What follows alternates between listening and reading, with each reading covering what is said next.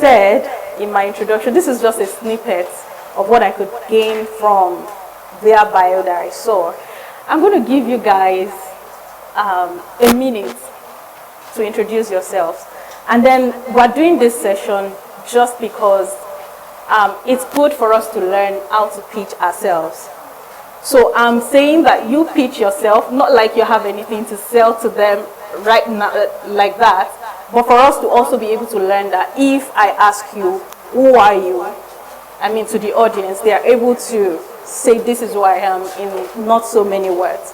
So I'm going to start from my far right and then all the way here. So let's, in a minute, just introduce yourself, what you do. I was hiding.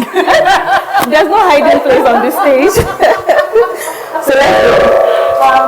Hi everyone. I'm Rita Ezenwa-Okoro. And I work at the intersection of play, leadership, and the creative economy.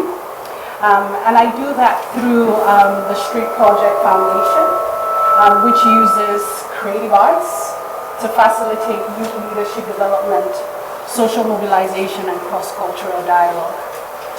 Largely, I'm concerned about creating spaces and environments where young people can think beyond the inherited systems that have created the problems that they live in. And so I do that by creating ecosystems like the arts advocacy movement through the Street Project Foundation, where our vision is to raise 1 million youths by 2030 who use their imagination to think beyond the problems that to think beyond the systems that have created the problems that we live in today. Thank you. Thank you very much, Rita. Sarah. Hi, thank you very much. Hello everyone.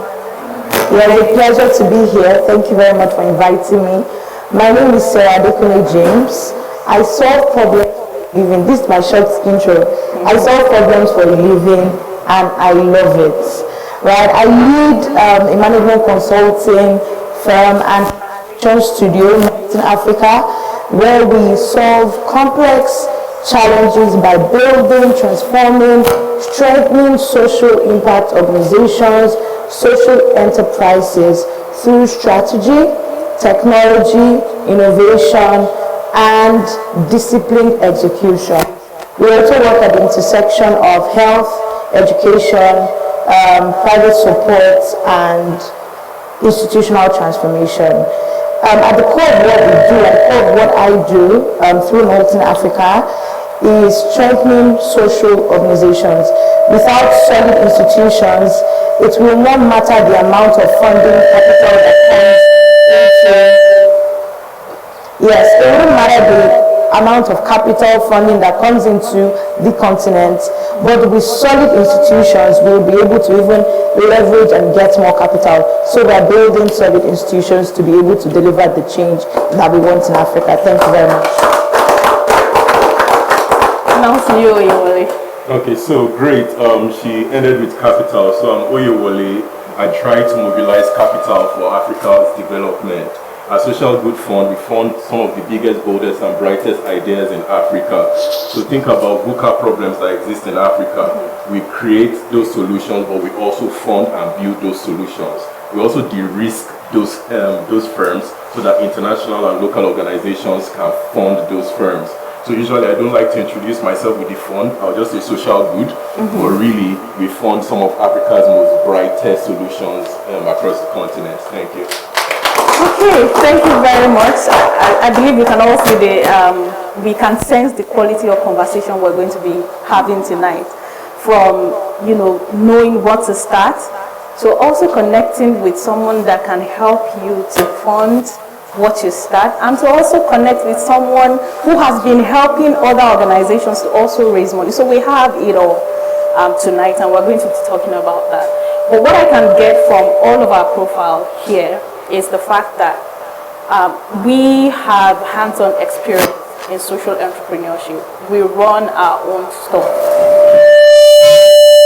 I'm also sure that for some of us, before we even got into running our own store, we worked in some places to get the understanding that we have, and that gave us leverage to start what we're doing.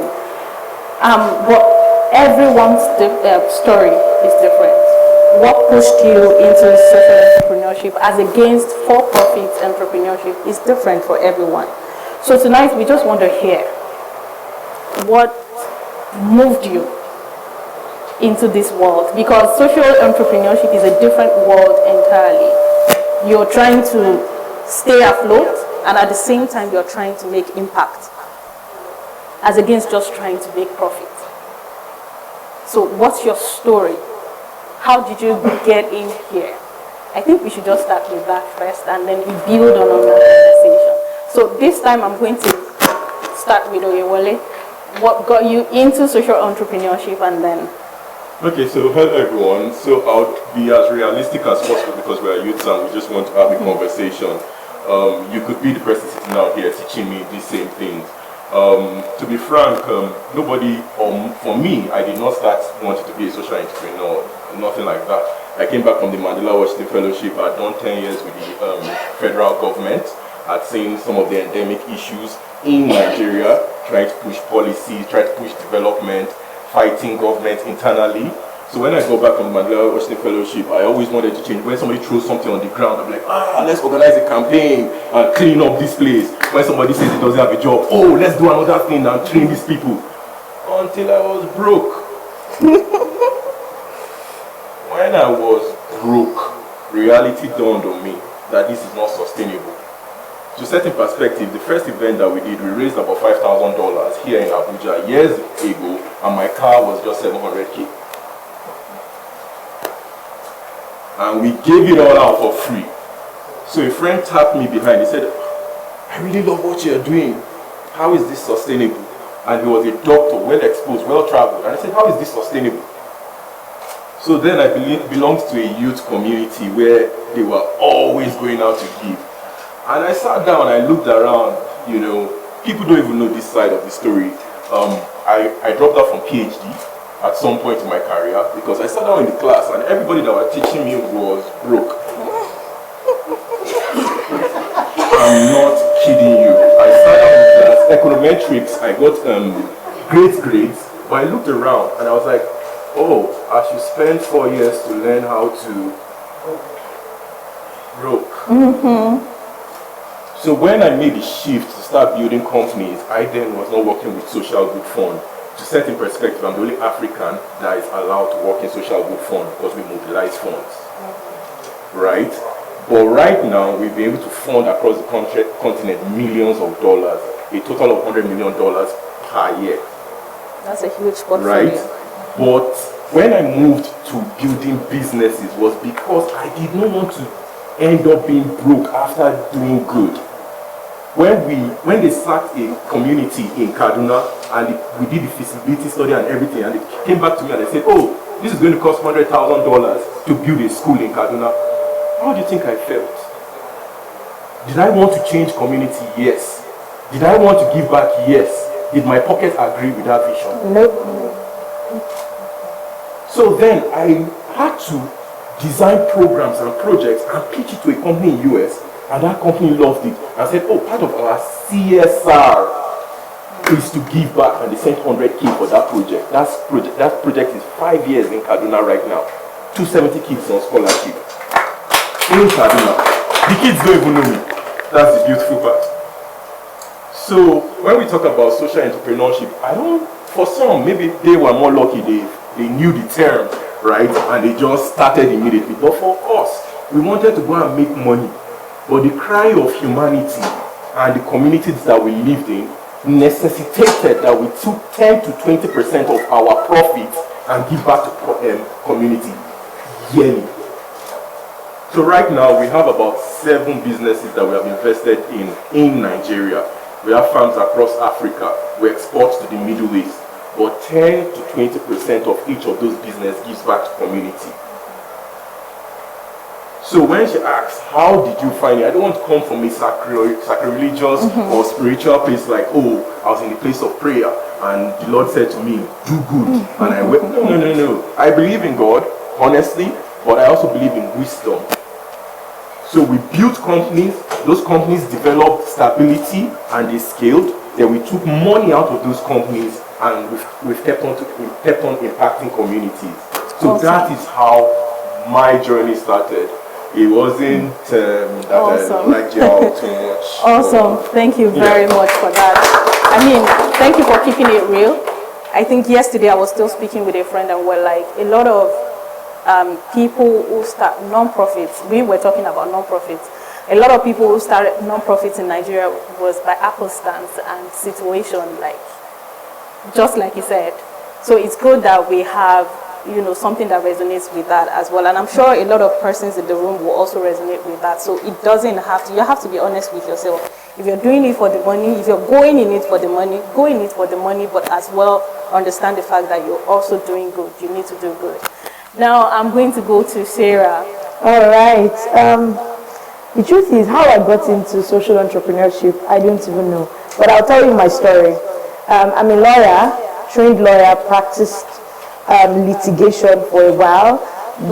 And if I do say so myself, I think I was actually very hardworking because my head of chamber at the time used to tell me, I want to make you the youngest female SAN in Nigeria.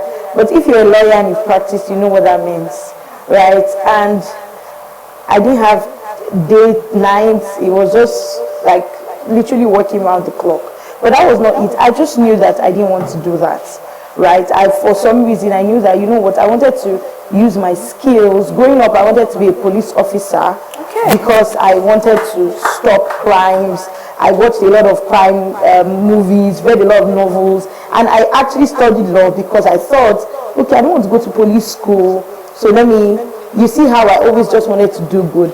So when I was doing it, I'm like, if I tell you the law I was doing, you will also understand my plight. I was in election mostly, election petition, so that was a far cry from me doing good. So I quit and I went to work for a non-profit. And I think that's how the journey started. But from working for a non-profit and then starting my own, I now realized I wanted to be sustainable. The truth is, if you ever ask us one of the mistakes that we made, I can say one mistake I made early on was doing everything for free. Thinking that, I want to do good, so it has to be 100% free. It really, really burnt me. And I knew that, I had to build something to be sure that I'm sustainable. Yes, I'm doing good, but I'm also profitable and sustainable. Then I can be scalable. So that has been my journey thus far. Awesome. Thank you very much. So we're seeing another perspective, someone who has always wanted to do good. Even though life, education had taken her through a different route, she still, circled back to what she actually wants to do. Rita. My story started with heart. Love for something. I have big passion for the creative arts. I love it to pieces. What do I mean?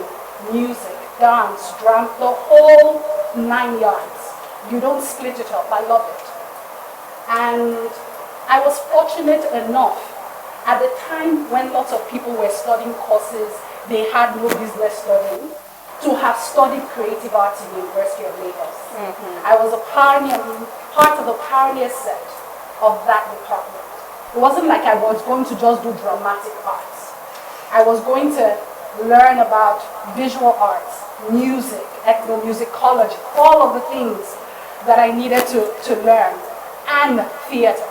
And so I was really passionate about total theater. And I think that something happened when I started writing my final year thesis. And my final year thesis was on epic theater. And of course, I had studied like 2 playwrights.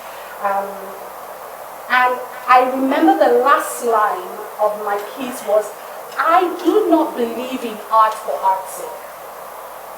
I believe that art has the power to transform. And I didn't know that I was writing my life's journey without knowing. And so, of course, graduated, last born of the family, observed what was going on with my siblings. They all studied courses they had no business studying. and there was gross unemployment in my family line. And I needed to do something different. I mean, you know, we inherit systems. So the system could have been the same thing. So the first system I broke was the fact that I studied a course that I loved. So that was the first thing. So I was already in line, right? Because I did that, I got into advertising, and I was able to find my niche in advertising as a creative. One of the very few female creatives at the time doing copywriting, learning creative strategy, learning all of the strategic, would I say, models and methodologies that you can think of.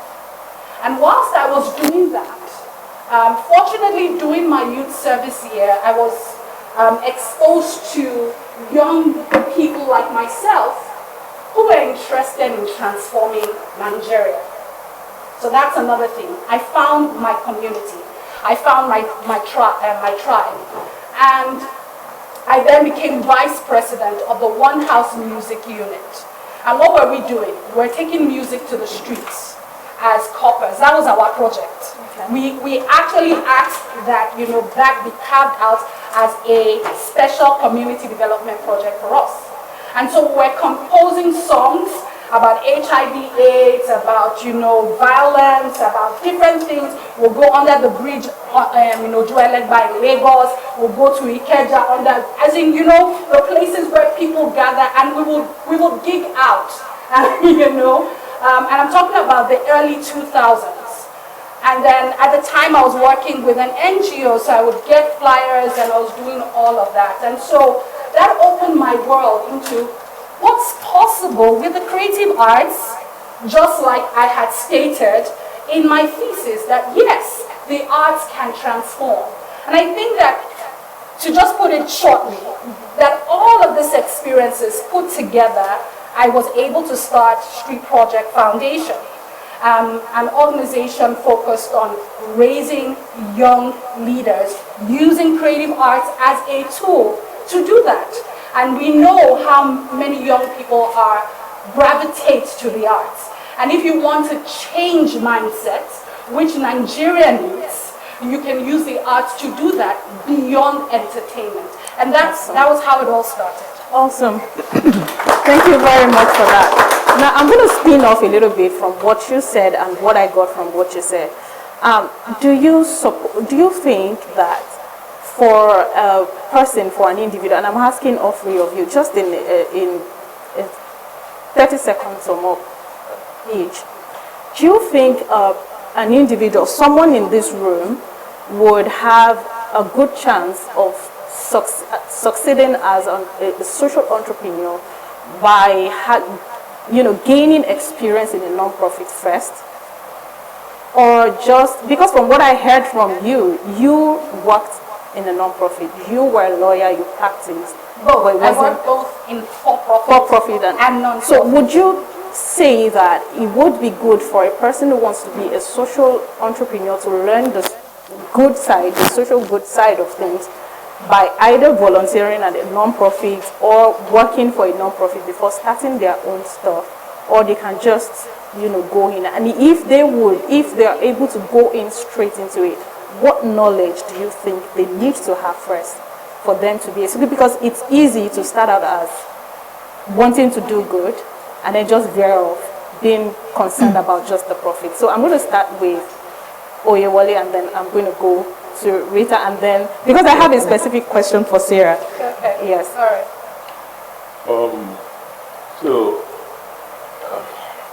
So life has changed drastically for me.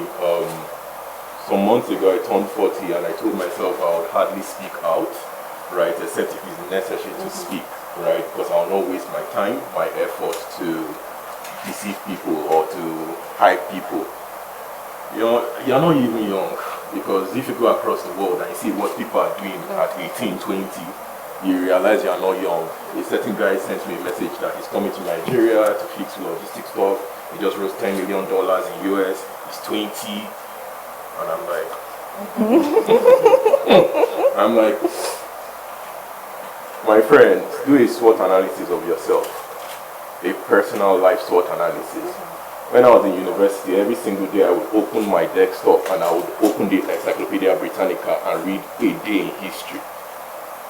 When I was leaving university, I had trained over 265 youths. University, undergrad. These 265 youths were my co-founders when I started my firm in Abuja. So when you see extreme loyalty, some people have 15 years in my company, some have now equity. What is your competitive advantage as an individual? I own non-profits, trust me, they are doing good, right? But you need to always start from the position of your advantage. Are you knowledgeable in what you want to do? Knowledge is key, knowledge is power. There are certain people that are 18 years that have tons of experience already.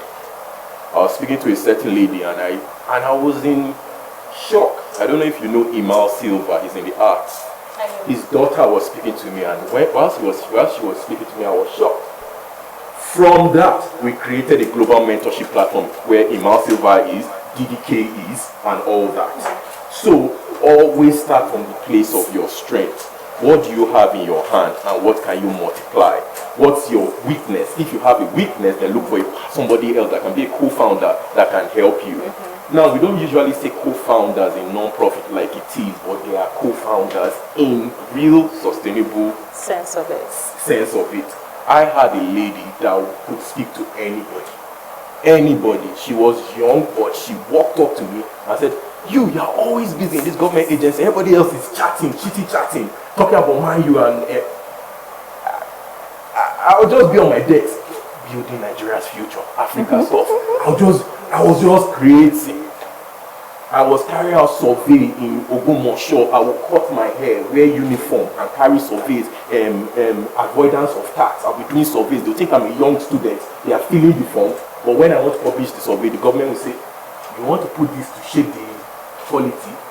So I understood why I had to leave the government. So what I'm saying to you, and let's be realistic, my story will not be your story. Our stories are uniquely ours. Because some people say, oh, how many customers or how many clients or how many individuals or how many partners or how many funders have you dealt with? And I will tell you, some of my greatest funding in my own career has no contract or award letter. So somebody gives you $100,000 Claiming to be a use our president doesn't have an age, but the point is, everybody else can tell you what to do, but you yourself, you need to do a SWOT analysis. And where you are lacking, where the opportunities are, identified. Do it today. Just sit down, be honest. And if you can't be honest to yourself, go to somebody else that you hold in repute and say, tell me. Most of the people that mentor under me, it is tough, it is difficult, but eventually when they come out, they own their own organizations. Now all of them are opening their own non-profit, their own businesses and everything. They are doing fine. I always say this every now and then. People reach out to me across the world and they say there are roles for Nigerians that are not employable. There are tech roles right now in my DM that says, oh, this is £70,000, find this person for me. Have you really developed yourself? Do you know what it is to lead an organization? Don't let all the beautiful dresses and the amazing accent deceive you that you didn't have sleepless nights. I'm sure you had sleepless nights building your organization. I was speaking to a top organization, a top social enterprise, and the lady was saying to me, oh yeah, I want to close. I said, where's the $1 million? Why do you want to close? I said, oh yeah, this work in Nigeria. Because she's getting to political hurdles where she's meant to do something against her will. So she came to me to ask for advice. Now, do I pay these guys to get access? I said, I'll show you a better way. And that's where wisdom and mentorship comes in. I say, the next time you are doing this and they are asking you for this, copy all of them and copy the US Embassy. Accountability. Do you understand? Copy a trail and copy, if you have anybody in the US, copy a trail, copy the US Embassy. And say, sir, you said you are going to do this. We have shook agencies, we have shook government agencies are not taking bribe by that. The reason why I'm the only African in the organization I work for is that prior to that time, 10 years ago, Nigerians have been trying to dupe them. So please do a very good SWOT analysis. If you're a lawyer now, don't immediately just jump and say, I will not do law anymore and I'm giving up on my... There is a pathway in which you transition. If you're a medical, find your SWOT analysis. Do you have people that if you say, I need capital now, they will give you some money? Do you have people that experience the non-profit sector? The non-profit sector, I will tell you categorically, especially in Nigeria, is more about, and I'm going to say this respectfully, is more about positioning who you know and how you project your work out there. Absolutely. That's I right. have seen rooms that, okay, let me stop here, but I've seen rooms that people literally will just be on the table and be like, oh, we have $500,000 funding. What do you want to do? So if you are still not competent in delivering a program with M&E and everything, you still show your incompetence. Okay. Okay. Yeah. I mean, we'll still, you know, I mean, this conversation or this line of thought will still filter in almost all of the things that we're going to be talking about from here on. So, Rita, do you think it helps? So, I'm going to challenge that question. The entire idea of social enterprise, I'm going to challenge it because I'm not big on tags, labels. When I started, I didn't know there was any such thing. It wasn't the buzzword. Of course. And so I would say don't be bogged down by the description and definition of what a social enterprise is. I think it all comes down to being human, being honest with yourself about what your potentials are. Because it's easier, and I was just sharing this with Sarah today. The driving phrase of Street Project Foundation is do what you love. And it's not a cliche line, because it is very possible to be able to take something you're passionate about and think about it in a different way and imagineer what the possibilities are. At the time when I started Street Project Foundation, as a creative, people weren't doing what I was doing in the way that I was doing it. So it comes down also to business knowledge. It's important because I also had both, I have the knowledge of both sides, fortunately. I mean, I worked in marketing and communications. So, and I was doing that whilst I was building my not-for-profit. So it wasn't like I left that. At some point, that was funding my passion project. And it's important to be about that. Starting a not-for-profit is not beans. It's not easy, right? But what gives you the staying power is the conviction. And you can hear it in my voice. I love what I absolutely. And so, if I waited 5 years for the first breakthrough to happen, and I became a Mandela Washington Fellow, because I had built, like he mentioned, Oye mentioned, had built a track record within the 5 years of running projects. So I wasn't staying idle. I made sure that I was consistent with the delivery of what I said I was passionate about. I developed a proprietary tool that I was going to use to develop how we would, train our young people. And I put into action. I also tested things and failed. And tested again. And I call it playing, right? It's experimentation. And so you're playing with different things. It is in the playing, and those of you in the innovation space know this very well, that you are improvising and you're building on different things, and before you know it, there is a light bulb moment where you know that you have actually reached a point where you know that you have developed value and you can sell it to anybody. And so conviction plus tested value put together, you can pitch it anywhere and you would sell it and you would win. And so, back in summary, is what do you love to do? What knowledge can you build around what you love to do? How do you live life such that you are a sponge and taking on different things, such that you are able to also begin to test and experiment on that?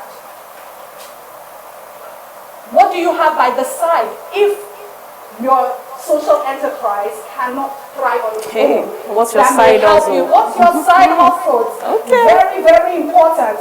It could even be a main or hustle for the time being, because being a copywriter was a major hustle for me, but fortunately was in line with what I loved to do.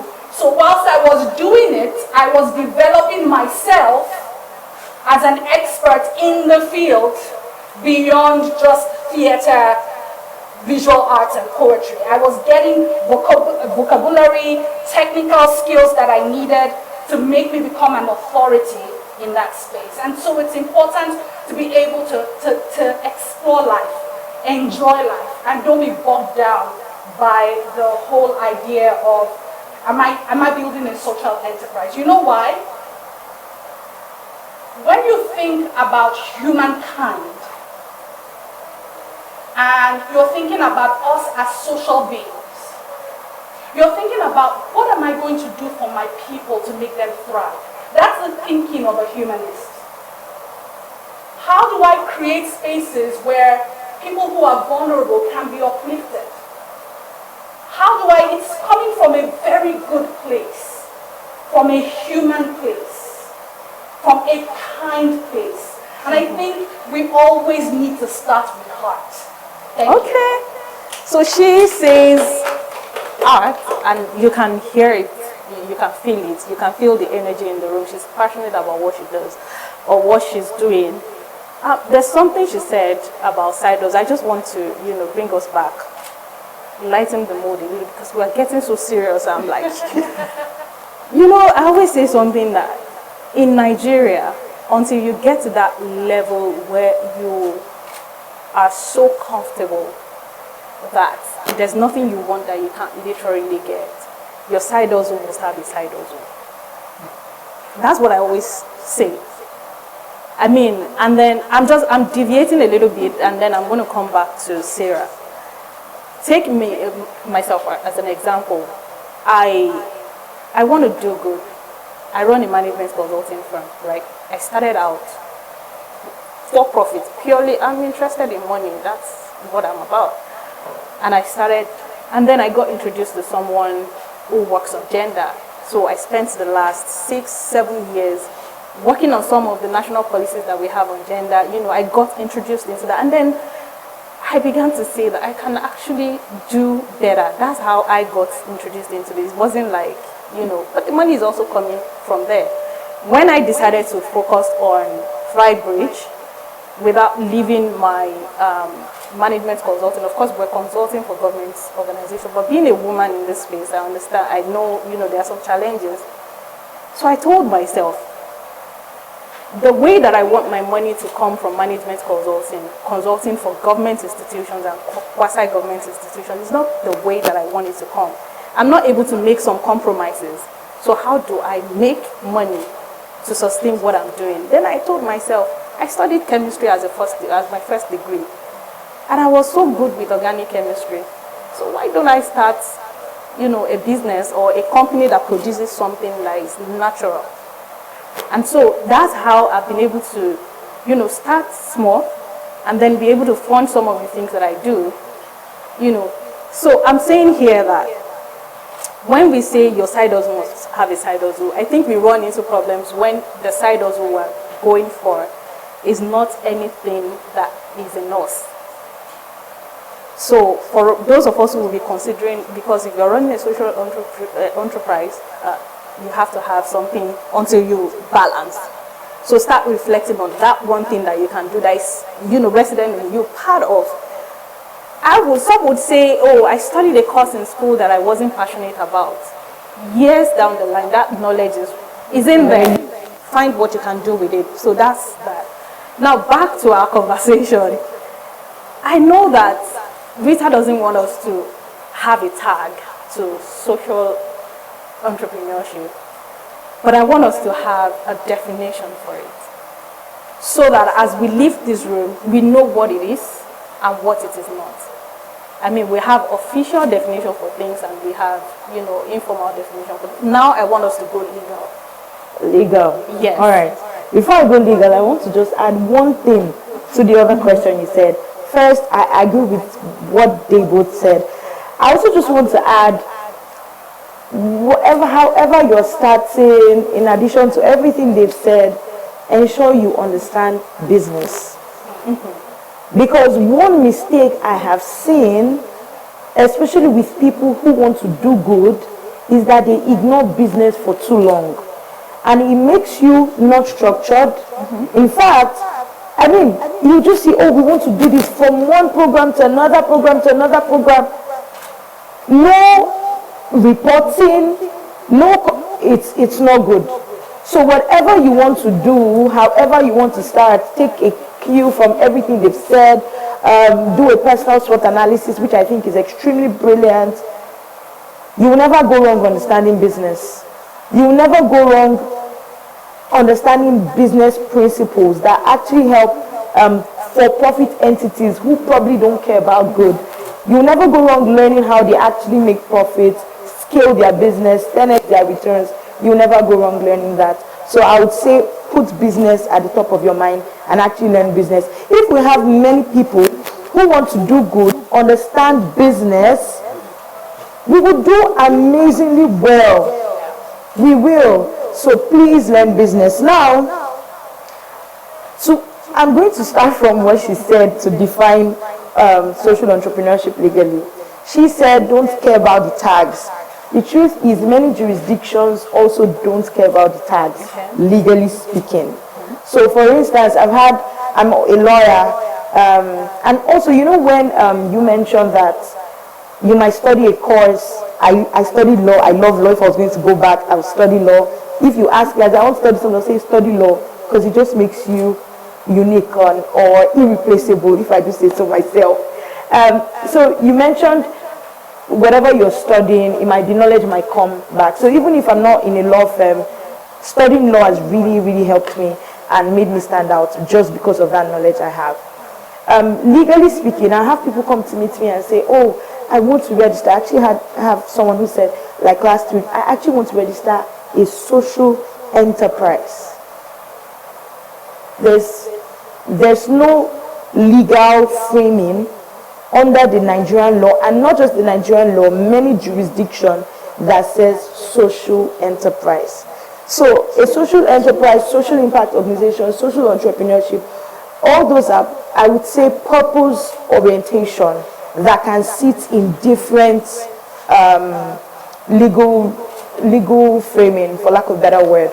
Number one, company limited by guarantee. And I'm starting with that because quite a number of people are not aware of this legal structure that could help a lot of organizations. So company limited by guarantee, look at it as for-profit and not-profits in one structure.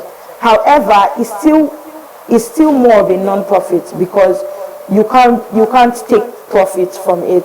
You can't share dividends. There's the reinvestment logic back into what you want to do.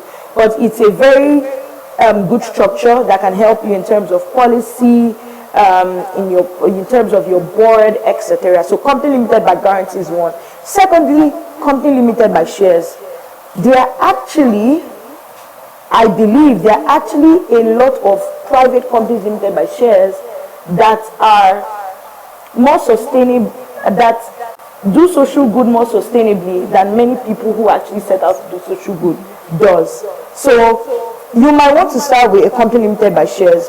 For instance, he mentioned that they have quite a number of farms where 20% of their profit gets reinvested back into the company. That's something. And if you're starting that, you might start out registering as actually a private company limited by shares. And then the third one, which it will be an incorporated trustee. This one, many non-profits actually register under this. But as a non-profit, you can also register under company limited by guarantee. But quite a number of associations, non-profits register under incorporated trustee. So those are the three legal structures available in Nigeria as of now. I know there's a lot of policy work, a lot of advocacy for us creating something actually for social enterprise, because it will help in terms of investment and some other benefits that it could accrue to social enterprises. Awesome. But for now, yeah, that's it. Awesome. Yeah, so we have the different pathways to registering our businesses as one. Rita, I'm going to ask you, because you do, you work with systems, so to speak, or you challenge systems, so to speak. I'm going to read this question directly to you.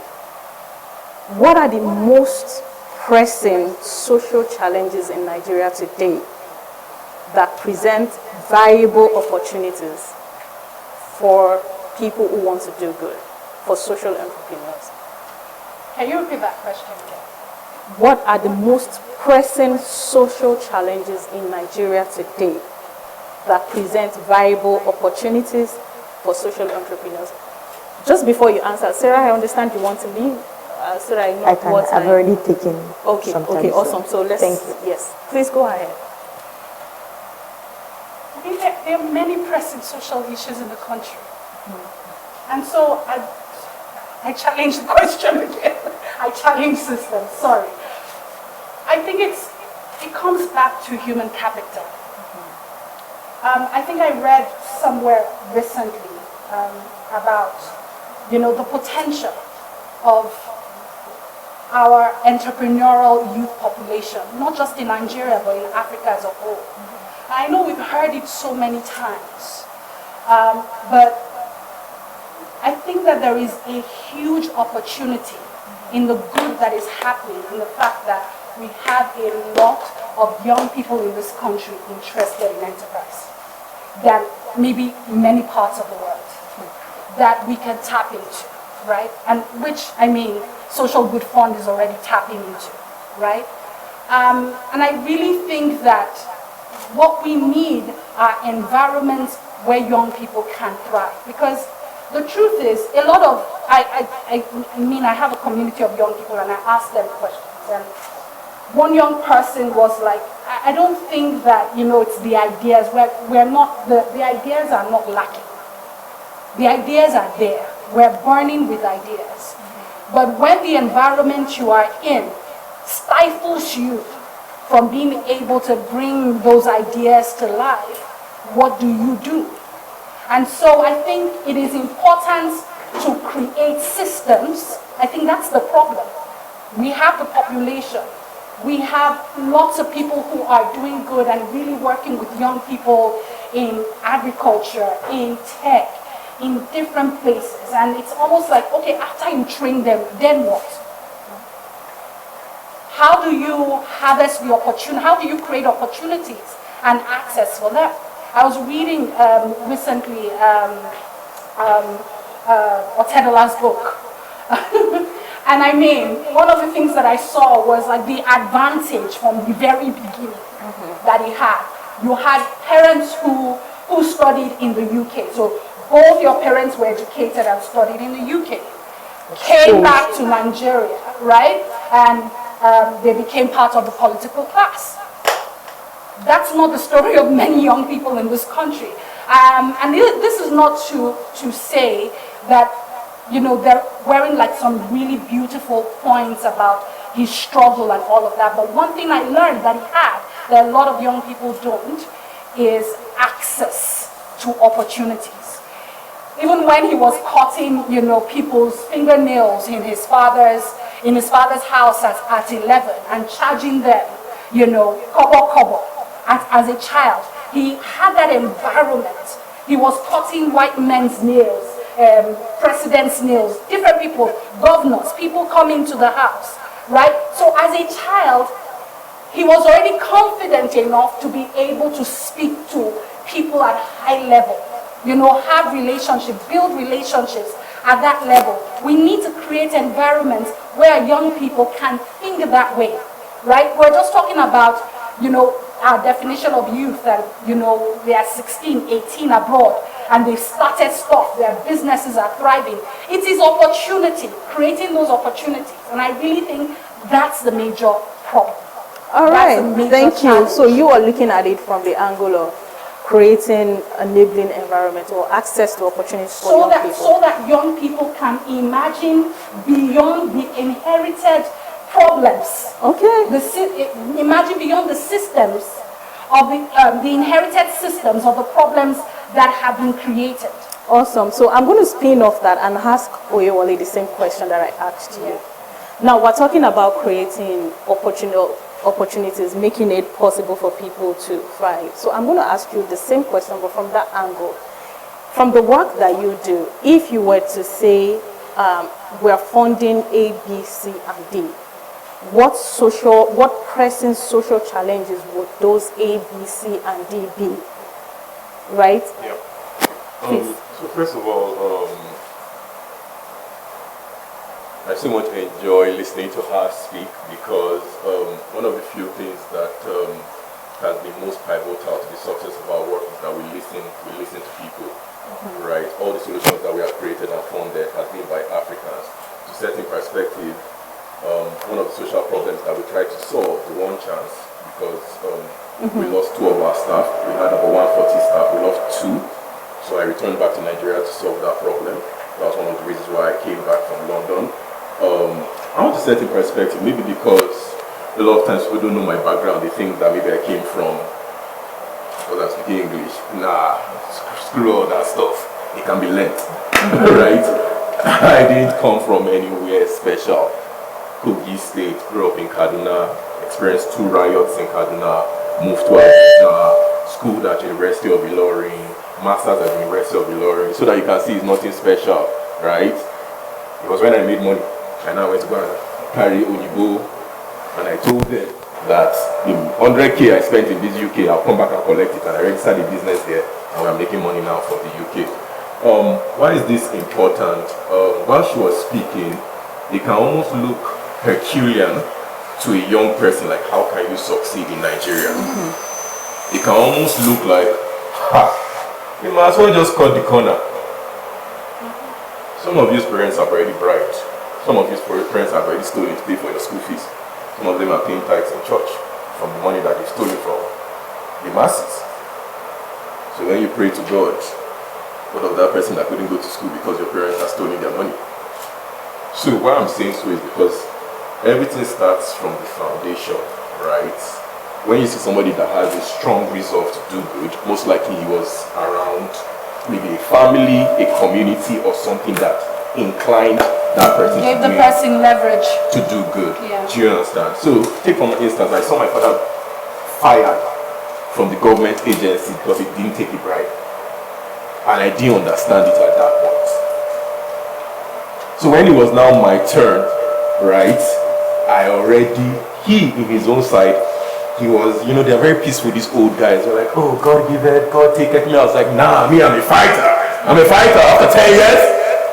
I strategically started to ask myself, what is the one tool or what is the one thing that is most critical to the success of businesses, organization everywhere in the world? Guess what? It's the people. People on different levels.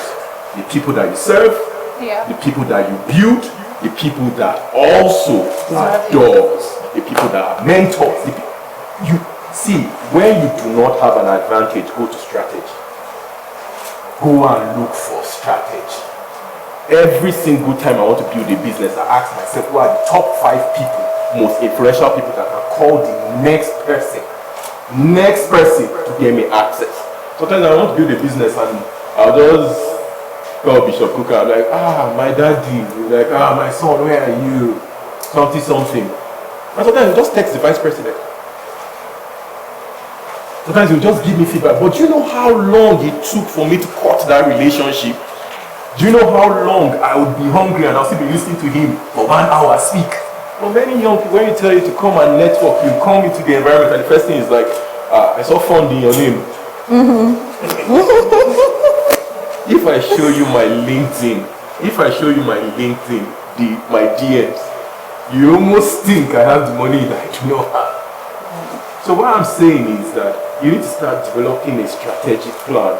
Who are the top 3 people in your field that you want to meet? Who are the top 3 guys credible that can get you there? Now, I have seen times, I wanted to And I'll say this, we signed an MOU yesterday, it's on social media right now with Abdussamad Rabiu, right? But I had planned for this for 1 year.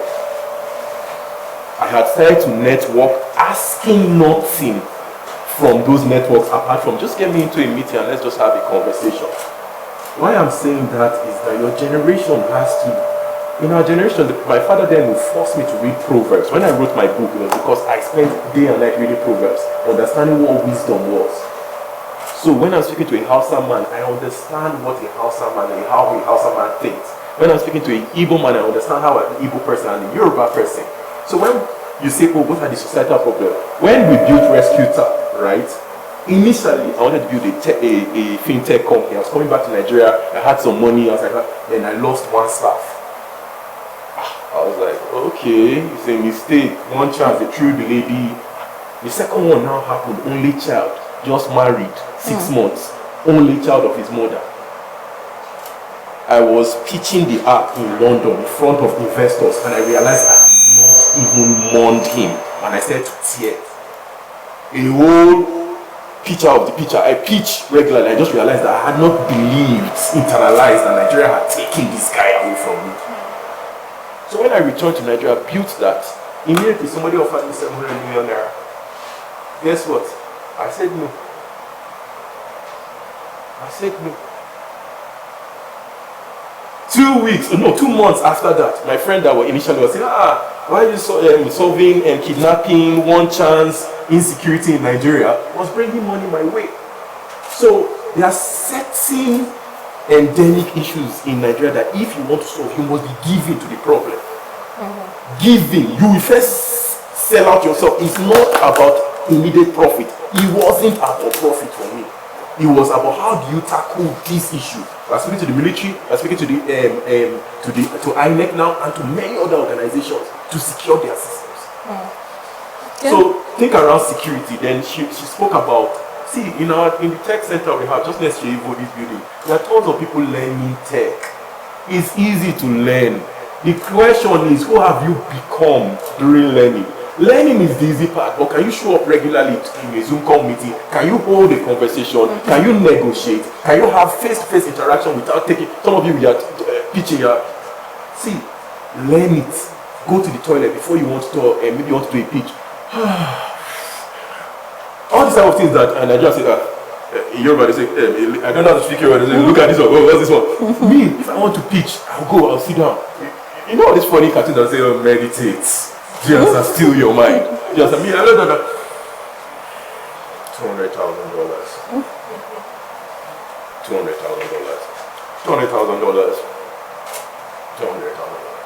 I'm practicing. What I'm saying is use wisdom as a tool, right? We are not young. Let's even forget the young tag. Let's forget it. Just use wisdom as a tool. From this meeting, some of you can connect with some of the people sitting down here, even some of the people sitting around you on LinkedIn, and start to develop those connections. I've seen time when somebody reaches out to me and say, you know this person, and it's transferred credibility, it's transferred trust from somebody else. Around Hamzat Lawa, we do not read documents we exchange with each other.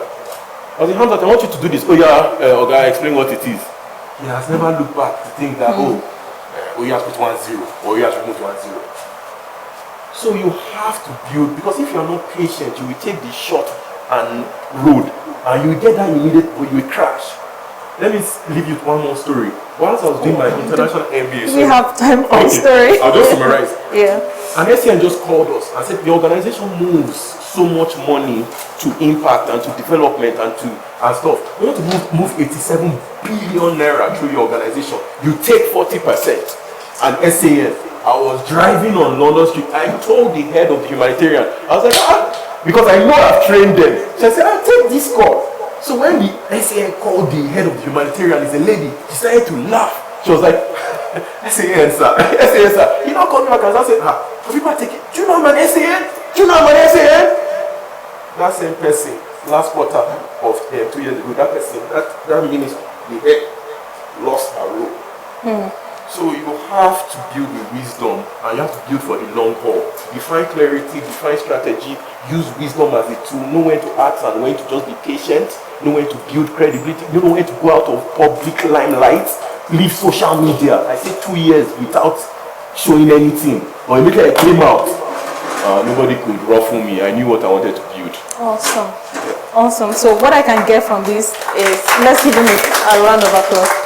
What I can get from this is, one of the most pressing issues right now is insecurity, right? So it's one of it. But then another thing that I got from it is we have myriad of issues in Nigeria. From what he said, whichever you pick, you have to be sold, completely sold to it. That's the only way that you can get something substantive from it. Now, Sarah, I'm going to come to you. Yes, please. When I was introducing you, there were figures, money. So I'm coming to you with this question. I don't have funds with my name. Please be guided. So now this is what we're getting a little bit more practical now, and in not so many words, I want you to talk to us about how do we strike a balance, doing good and profitability. I know we've talked about it, but in a minute or two, what's that one strategy that you can share to say this is how you will be able to strike a balance, between... In not so many words. Yes, in not so many words. All right. Doing good and being profitable. Interesting. Okay, I'll say... Social impact and being profitable. Social impact and being profitable. Sometimes when you hear the word balance, I think it kind of suggests a trade-off, right? So you say, oh, if I do more good, it means I'll be less profitable, or if I'm trying to chase profit, it means I will not be doing much good. And that's the first thing I want to shatter first. I've also heard a lot of takes on this. I currently belong to an investment fellowship, and we were currently in a simulated IC where one of the VC investors was talking to us, and some of us that are very impact focused, we were trying to push impact companies in Africa. And because we're impact focused, when we're talking on the ROI, we really push the impact, the women, the farmers, all of those. And he was just like, let me tell you, in fact, he made a statement. He said, if you are serving underserved population, there's a reason why they're underserved, number one. I was like, number two, he said, if you're trying to really pursue impacts, you will not make as much profits. Now, what I got from that, right, remember, the reason why we in Social Good, we need to listen to all those spaces is because you will get one or two that will also help you structure the kind of work that you do, and also prepare you for when you're in front of a couple of people that could help advance your work. What I got from that first was, one of the best ways I think we can marry both will be to design a system that the activity you're doing that brings profits also generates impact, or that generates impact also brings profit and revenue. And it's not it's not the easiest thing to do, but that's where Mr. Oye has really talked on learning, wisdom, knowledge. Because if you look at, I also made a statement prior to now where I mentioned that some 100% for-profit organizations that probably did not set out to do social good, quote unquote, are, when you look at their ESG reports, the amount of people they are impacting is wild. Let's use Money Point for example. I don't know how they started, why they started, but they really have a tech background.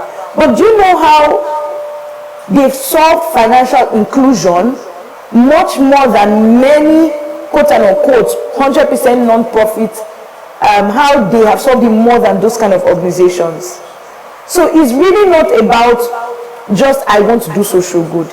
If you can design an activity in which the activities, the set of things you're doing will also generate social good, I think you're in a sweet spot.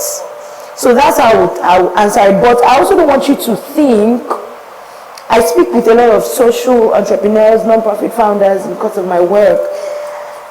And I see this as a mindset belief that a lot of people have, where you think when you're doing good, it means you might not be making profit. And that's why sometimes when reality dawns on people, what they do is just say, you know what, let me pause this charity I'm doing. Let me just go and get something to do. But there's a way to design your work that would afford you the ability to scale, grow. Even if you're doing a business, you will have to grow. There are steps. You might not wake up this morning and get $1 million, right? So you will have to grow. But at the end of the day, you will be profitable, scalable, and also investable. Thank you very much. I hope we got that. Okay, awesome. So before I go to Rita, I'm going to circle back to Oyewole here. When I think earlier in the conversation, did before now, working with government organizations. So this question is for you. In not so many words, because right now we're not against time. So I want us to, have so much conversation, but within the shortest period of time. Now, what role does government policy play in enabling or hindering social enterprises in Nigeria? And how can founders effectively engage with policymakers to create a more supportive ecosystem? So it's a bifold question. In not so many words. In not so many words. Ask AI. I don't know how you want to talk about scalable impact without policy. You are going to reach a blocker. Even as she speaks about many of these fintech companies, because back then we meet at Lagos conversations, all of them wanted to meet government, regulators, SEC. Right, so no matter what you are doing, at some point when you get to scale, you have to speak to government. Yeah. But I will tell you, before you get in front of government, make sure that you are ready. I'm telling you, we think that policies in other climes are built to help the people. But many policies that we see in our climb is built to help the structure and the system, right? So many times when I walk into there, I already know that, man, this is going to be a fist fight, right? But really, if you are looking at it from the part of policy, policy is meant to just kill what is good. So take for instance, back then, I think that was about 6 years ago, Paxful, when I worked with Paxful, back then we were trying to get cryptocurrency into Nigeria. They fought it, they pursued us, we would go, I would say I want to see the vice president, the policymaker would say, what, something. Now they are taxing cryptocurrency. Now they are not thanking us for being the policy. Now they have CNGN. That is our work. But they are not mentioning us, they are sharing the money, which is fine. Don't get me wrong, but what I'm trying to say is that policy scales things. Policy brings a bigger narrative, right? One policy can change the educational landscape of Nigeria. Yeah. One policy can change even this insecurity situation in Nigeria. Because if you say policy now, why insecurity is so dear to my heart now is that we can build anything. But once there is no insecurity, let me tell you, I can bet it with you, the next out of school children survey that they will do in Nigeria due to the insecurity currently right now will stun you. That's why we at our organization built all the curriculum, educational curriculum, into one flash drive that you can put in your phone and learn as a child at home, no matter where you are. One, built. But we still have to go to policy makers. Now the policymakers are coming to us and say, oh, we want it in LGO. Yes, we know, we understand. They, in their own budget, might have that flash drive as something else. Maybe it will not be our flash drive, it might be named something else. So in case you see that flash drive, don't say, oh, you're going to, but what I'm trying to say, it takes you to be very prepared before you get on that table. But without policy, there isn't anything sustainable. I'm telling you for a fact. Then the second part of the question was about founders, right? Yes, how can founders effectively engage with policymakers? Please, founders, never engage with government alone. I will beg you, do you understand? I will beg you, do you understand? Even either, because most times when people I speak, I'm still towards more of the business side. So I can see that when she's asking the question, she'll say, profit guy. No. I love people. I genuinely love people, right? I have invested in those businesses that I just believe in your mission, right? But yet again, I love to bring people together to fight for causes, right? And that's the challenge we have in Nigeria. You see somebody say this is an Igbo business, this is a Yoruba business, this is a Hausa business, right? Or they'll say that, oh, we went to a meeting and this person said something in Igbo. What did he say? What did he say? How do I know? Do I look like?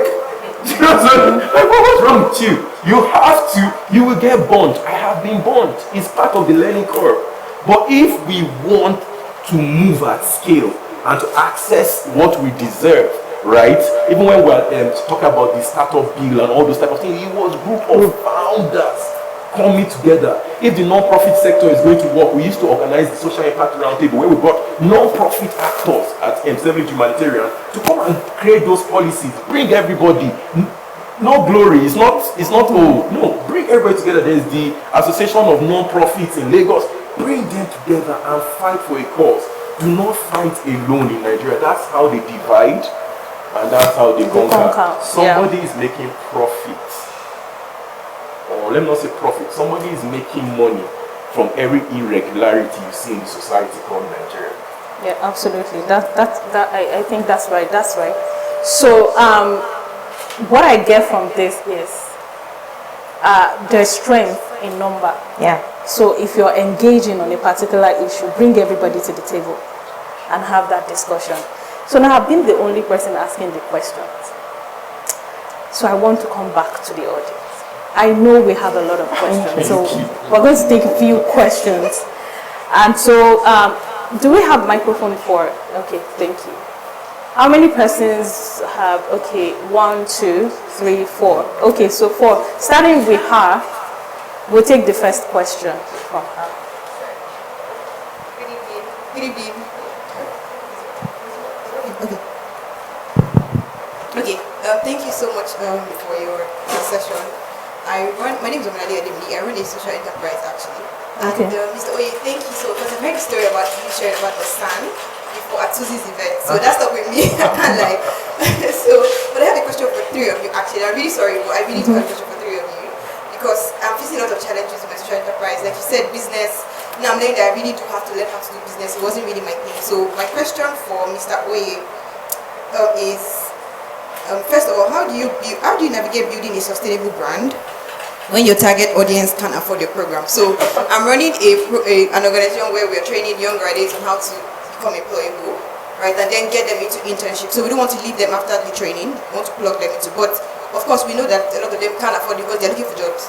So how do we now build a program that's a sustainable brand when they can't afford our services? And the second question I have is for you is still, so we're focusing on doing small numbers. I know you're talking about scaling the numbers and all. We're thinking that quality, focusing on small numbers will help, but also I feel like that might also be a challenge when you have to reach out to funders because a lot of times numbers goes a long way. So how do we navigate that part? I just really need help with that, please. Then Ms. Rita, you said it takes about building authority in your space. Now let's ask you, what is your take on? Do you think it takes time? Like, is that one of the criteria to build authority? Is it time? And if yes, or apart from time, is there anything else you might need to build authority? Because right now we are young, we're almost 2 years, but we're still really, really struggling with creating that impact and that authority in the space. So that's my question. And to Miss Sarah, sorry. So my question for you is, how do you position yourself for funding as a young organization? I should have gone to Mr. Oye, but I feel like. Yeah, and then for what kind of things, because you talked about structure, one of the things reporting, M&E, which is a lot of what we're trying to work on now. So how do I put those things, what other things do I need to put in place, right, to position us for funding? That's what I'm doing. Okay, so who is the first taker? I could just quickly respond to your question. In not so many words. Well, the truth is the complete response to that question you're asking can be found in my first book titled Doing, Being, Becoming for the Love of the Creative Arts. And just an answer, in doing, you build authority. So be a doer, and you just spoke about your challenges. That's authority. You have experience. And so you're always going to speak from experience and from the heart when you're doing something that you love and you're speaking from experience of building. Does that answer your question? Yeah. If it's not answered, we can meet her afterwards. How long? I think you maybe wanted it to. Yeah, how long? So that's what I'm saying. It is in the doing. If you have started, you speak within the limits of what. Don't now come and start saying things that you have not tested or tried. Yeah. And because you Googled or went to AI and then you want to come and no, people would know that it's not authentic. But if it's your lived experience, even if you get to a panel, like you speak from your experience. I should say, I've been 1 year in this business, and from that perspective, this is what I've learned. People respect you from there. Be honest, be authentic, and authority starts by doing consistently. All right. You're welcome. Sarah. All right. So I think my question and his question are very linked, because for you to raise funds, it means that you have something good. So your program, your product has to be designed in a way that funders would want to invest in that. But I will just speak on what you asked me. What other things do you need to do to become fundable? So let me give you an instance. I've been running Nolton Africa, a consulting firm, for about officially like 3-4 years. And the first time an international organization wanted to hire us to do something, we got the interview, I sent in my proposal, they said, oh, this is very good, a fresh voice, we love it. Had series of interview with the senior leadership team, with the board, and when we're done, they just said, oh, thank you, I was so happy, rejoiced. Hey, I called my parents, called everybody, guys, we've gotten our first international client, not as Sarah, as the company. And then the next one, I said, oh, before we start, we just want to ensure you pass the due diligence. And they sent a lot of things. I was like, what? At the time, no financial documentation. A lot of people, even non-profits, you are funding your work. You're doing it from your personal accounts. You have no financial record that you're spending money in your organization. So the first thing, that's why when I said do business, I probably did not spell it out. But things like financial documentation, extremely important. Legal, governance, Safeguarding. policies, extremely, as little as what's your human capital policy, your anti-bribery and corruption. Those things look like, but it's important. Now, if you do not start today, in 1 year, 2 years, you might meet a funder who wants to give you money, and they say, oh, send in your audited account statement. You're like, oh, we don't have blah, blah, blah, blah, blah. You've missed it. Yeah. Your tax clearance certificate. You can have tax clearance certificate if you don't have financial statement. You've missed it. So the first thing today, what's your, if you start with legal, finance, you're in a good place to start. Right? Before you, there are a lot of things. But if you start there, you grow as you build, and you continue to do the rest. Thank you. Thank you very much. So, Sure, such an interesting question. Do you like money? Yeah. You like money, Abby? I can see it. The way her body is. See, the best thing you can do, right? I always say it that every problem I have is because I haven't met the person that solved the problem. Most times I interact with somebody like Bishop and a couple of people. There is Matt Black. Matt Black had already done like £100 million before I met him. So he was very skeptical to interact with me until one day I told him what we were building in Africa. Then he said, what? You're building this? Oh yeah, anybody you want me to talk to for free in Africa that is building something substantial, I will talk to once it's you, right? So what I'm trying to say is, maybe, and this might break your heart, maybe this is the season for learning, not for scaling. There are two things. People want to come out when they are not ready and package it on social media with the best graphics, like they are doing stuff. Everybody that speaks in our organization, when they pass through our organization, all of you guys are invited. When they come back, they'll say, you guys are really solving problems. Oh. You didn't just wake up and say that you want to do NGO. maybe you need to sit down with somebody, a mentor, somebody that is already doing what you are doing, and your mission, vision is not stagnant. Why do I say so? Because you can say that Very important. you can be serving certain people that you said that cannot pay for your stuff. But after a while, you go into oblivion if they can't pay. So you need to ask yourself honestly, like, oh, right now you might be funding it, but you want to transition to a more sustainable structure that includes people paying for your services. So how do you do that? If you are thinking about grants, right, you need to be following what's happening globally. Even, and I'll say this to you guys, even those people that give grants are now looking at ways of trade. What do we get back? Yeah. Our organization, let me leave that.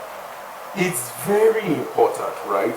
That's the first thing. So there are people, the problem you're trying to solve, we change our mission and vision over the 10 years period, maybe like every time. No, this doesn't align now. Until one time, the company in US, when I was at the office, they just told me, go and create the mission and vision for Africa. My dear, if you see how hard it was. First, we first started with Respect Tech HR that provides check training. We've trained over 1,000 tech talents. He's a trainer, he's here. Do you understand? And we have matched a couple of them to jobs locally and internationally because of the unemployment issue. We thought that was our vision. After training, I looked at the books. I said, yeah, this is the vision and the mission.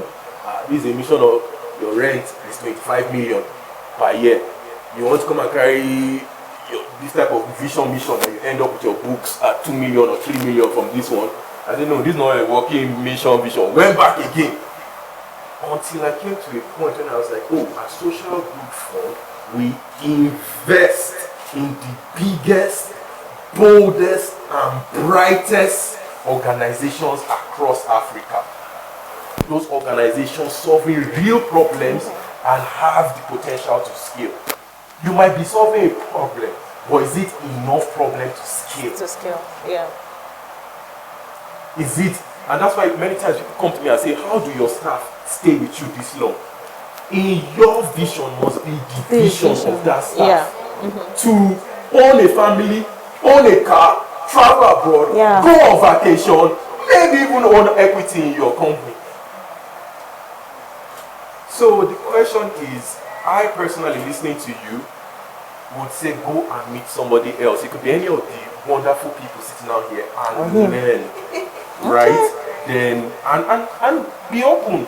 Just have to say, you that has been 2 years in this thing, you are going back to go and learn. Scrap all that. I don't put all this age stuff. I'll see some guys that are young. There's a guy then who used to be close to the founder of Twitter, the guy that created Twitter before he sold it to our dear friend. Do you understand? And the guy is a young guy. Do you understand? And he's 20. I'm 40. He's 20. Well, say, you stop this stuff. What are you talking about? What do you know that he's calling you directly? No, what you know, are we humble enough to learn? Yeah, absolutely. I mean, I think we're going to have to bring the three of you back sometime in the future. And I'm also feeling like if I ask each of you to give a parting word, it's going to be an overkill. But let's do it anyway. In 1 minute. Because I know we have a lot to pour out into us. But then we have to go. So in 1 word or in 2 words or in a sentence, what do you have to say to us as or a we paragraph? leave? Yes. No, a sentence. Not a paragraph, a sentence. What do you have? What do you say to us that we can run with from today? All right, I think I'll start. I said a paragraph, but I'm very fast. My pastor said something in church, and I will use this. He said, the same thing you're struggling with, if you take that thing and put it in someone else's hands, it will succeed, most likely. It just depends on who is running it. So what I would say is gather knowledge for yourself, improve yourself. It might seem as though you're struggling, you just don't know any better. So my last words to you today, go for knowledge. Go for knowledge. Yes, Rita, your last word. Most recently, I've been receiving lots of emails from young people who are anxious, extremely anxious, and it could be very overwhelming, and they have every reason to be. A lot of people didn't get to be children because they had to grow up really fast. So the hustle started really early and they really didn't develop because play helps young people develop. Play helps everyone develop across life, right? What do I mean? Because that helps them imagine, right? And it helps them, encourages them to exercise their muscles, to imagine what's possible so they don't get stuck. Because there's a tendency to want to handle problems that can be managed one step at a time and through envisioning what the possibilities are. So my word for you is exercise your imagination so you can get unstuck from the inherited systems that have weighed you down, and so that you can imagine new possibilities for whatever industry or whatever life throws at you. Thank you. Awesome. Imagine. Just imagine. Now, the money man. I'm going to give you instructions, and maybe because me, I like the 10 commandments. One, thank Impact Hub for giving you for free this. Go and thank them. You understand? I know why I'm saying so, because a lot of people monetize it. That's the truth. A lot of people monetize it. Two, which is very, so I say now so. Two, which is very important, right, is that do not sleep on what you have heard. Go home, open the book, even if you don't know how, look at it. Some of you are excited now. This word touched me. That hasn't changed nothing. Go home and ask, what have I really learned and what would I implement? Number three, follow these guys, right? There's so much I learned without meeting people from them, right? Follow them, understand why they do what they do and how they do what they do. Then of course, the final thing is still back to what she said. See, there's no knowledge that is wasted. If I tell you, oh, what did I study? You think I studied something tech and something because I've done tech company and been cultural. No. I studied cultural economics for BSc and MSc. And I've led tech companies in USA. Then the final thing is always value people. I will say this consistently, value people, not because of their social class or what they have in their pocket. Value people. The person that opened certain doors to me, that person, quote unquote, you say it's just another person, but that person opened certain doors. So don't do the Nigerian thing where you see somebody that doesn't look like it. Classism. Yes, classism. Don't let it sit in your head. Value and treat everyone well. And if you do these 5 things and it doesn't work, look for the owner of Impact Hub. Okay, thank you so much. It's been an engaging session with all 3 of you. I've learned a lot from all of you, and I'm sure everyone here has got one thing or the other.